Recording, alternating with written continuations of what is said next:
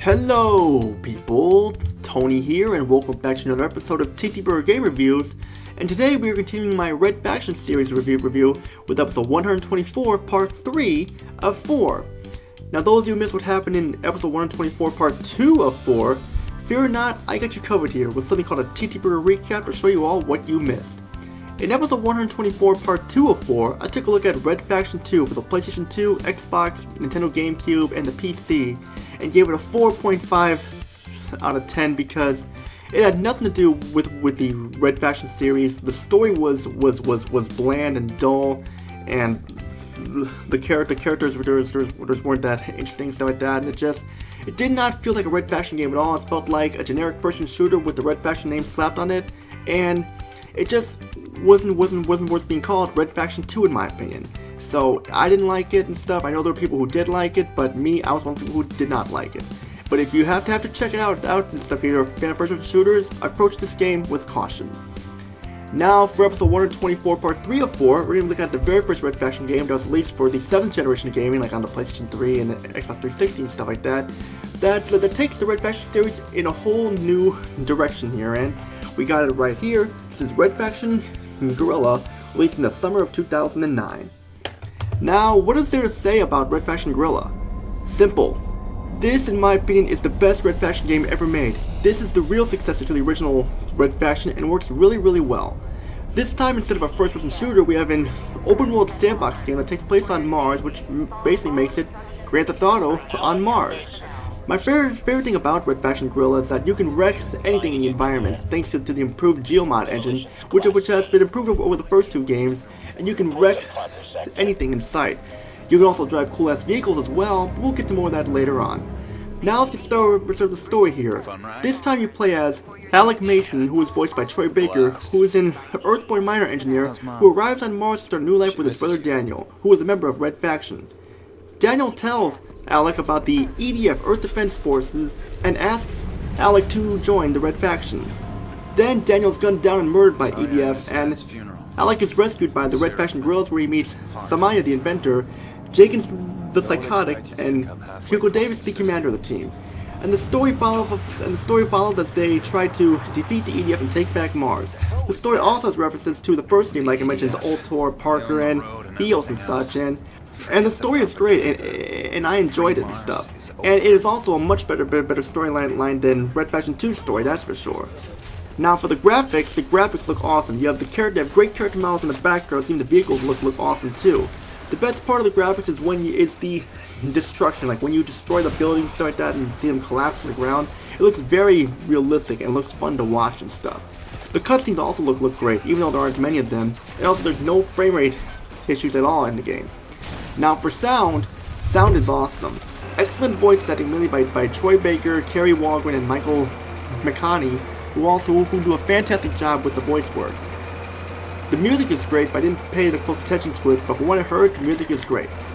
Gameplay, a lot of fun, still to this day. Like I mentioned before, this is an open world sandbox game like Grand Theft Auto and Saints Row, where you can go wherever you want and do whatever you want. And this is a long game. I mean, there is a lot to do in this game, and there is a lot of fun as well. You have the main story missions where your goal is to defeat the Earth Defense Forces, and you have a lot of weapons you can use, like including your battle hammer, which is one of the coolest weapons to use in my opinion, along with this gun that shoots out electricity, and like this rifle that shoots out mines that can explode and stuff. Like, it's really cool. And as a sandbox game, you can drive a lot of vehicles as well, and they have a lot of cool vehicles in this. Like, you got like some normal ass Mars like Rover cars. You got like cargo trucks, transport trucks. You get these cool ass dump trucks and these mech combat suits, and some vehicles even have turrets on them too, which is awesome as well. And I love piloting these vehicles too. They can come in a variety of colors as well, and just of course, like you gotta find them and stuff too. And there is no horn on the vehicles and stuff, like when you can't honk the horn and stuff. But still, very cool vehicles and stuff. And like I mentioned before, thanks to the new improved Geo-Mod, you can wreck anything in the environment. Buildings, vehicles, walls, and more, and seeing them explode and collapse is a lot of fun. The missions do have a big variety of them as well, ranging you from killing an enemy, rescuing hostages, and bringing a vehicle or weapon or an item back to your safe house, whatever and stuff, on time, and more and more. You can unlock new weapons as well with Savage, which is money in Red Faction Guerrilla, by like destroying stuff. Like when you destroy buildings, destroy vehicles, you can collect salvage, and stuff like that that can be used to earn new weapon stuff. You also make a lot of it by completing missions. You have a lot of story missions to play through, and you have a lot of side missions as well. And this was definitely one of my top favorite games of the year 2009, and I was following this game like crazy when the trailers and reveals came out, and I knew I had to get this game, me being a fan of Red Faction. It's like they had a chance to redeem themselves with the awful Red Faction 2, and they succeeded here, definitely.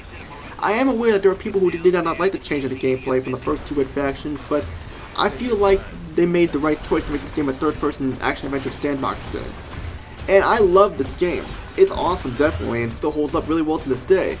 But I do have one negative, though. There is one negative. Only one, though. That some of the side missions are very hard and can get very repetitive and boring. Because sometimes, like, you got like a steep time limit to complete, or it's like it's the same thing over and over again. And a lot of them don't change at all. But that is the only complaint I have. There are a lot of side missions that are fun and stuff too. Like, of course, like you can go off path and just like destroy some of the Earth's defense forces buildings like that, to like weaken their resistance and stuff like that and stuff, to take back Mars, and those are fun too. Even though it's easy for you to die at those things too, it's still fun. But I just really enjoy that. It's a lot of fun. But that's the only complaint I have. So that's not much else I can say here, because like it's basically a free roam game like Grand Theft Auto and Saints Row on Mars. You can just do whatever you want. If you want to wreck stuff, you can do that. You know, or if you don't want to do the main mission stuff like that. And there's a lot for you to do here, and it'll keep you occupied for a while, definitely. So what's my final rating here? I love Red Faction Guerrilla. It's definitely the best Red Faction game ever made, definitely. Now I know I said I love the original Red Faction, and I do. It's just that Red Faction Guerrilla was better in my opinion. A little bit better is the thing. Due to that one complaint I have with like on the side missions and stuff, I gotta take some points off of that. But the score I'll be giving it is right here, a 9.5 out of 10. It's still a fucking amazing game. Doesn't recommend all to check it out and stuff, definitely. And that's it for episode 124, part 3 of 4. Stay tuned for the final part of my Red Faction series review. I'll be looking at Red Faction Armageddon. Now, how does this game fare to Red Faction Guerrilla? Stay tuned to find out. But all I'm gonna say is, Tony, peace and out.